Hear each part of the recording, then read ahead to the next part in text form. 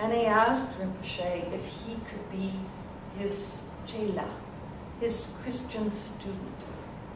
And Rinpoche answered him with a respectful honesty that I have myself encountered in Tilden in his teaching of me. He said, I am your Tibetan priest friend, Tilden. We're priest brothers. You don't need to be a Buddhist student. You can learn everything I have to offer and use it within your own tradition. There is nothing to gain by crossing over. It's all there, available as a Christian. And so the rest is history.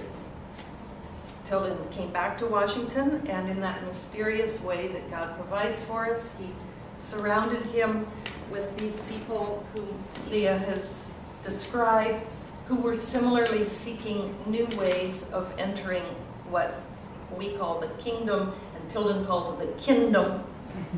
That's a Tildenism.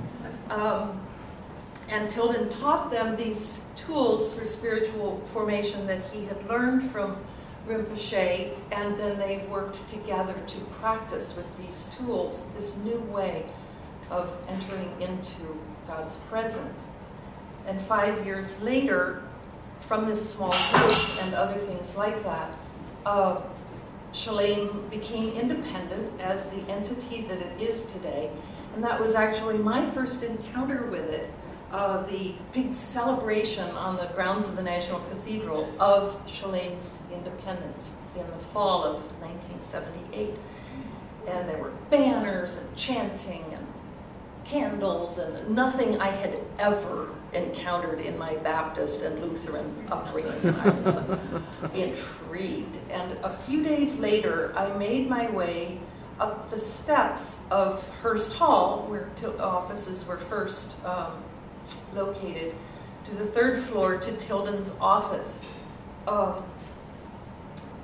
And I had an encounter in my life which was similar to the one Tilden had with Rinpoche, only in my humble way, in the sense that it was life-changing, it was awakening, and it was satisfying at the deepest level. I had met a person who was a source of the deepest wisdom and possibility of relationship with God, and I knew I could trust him.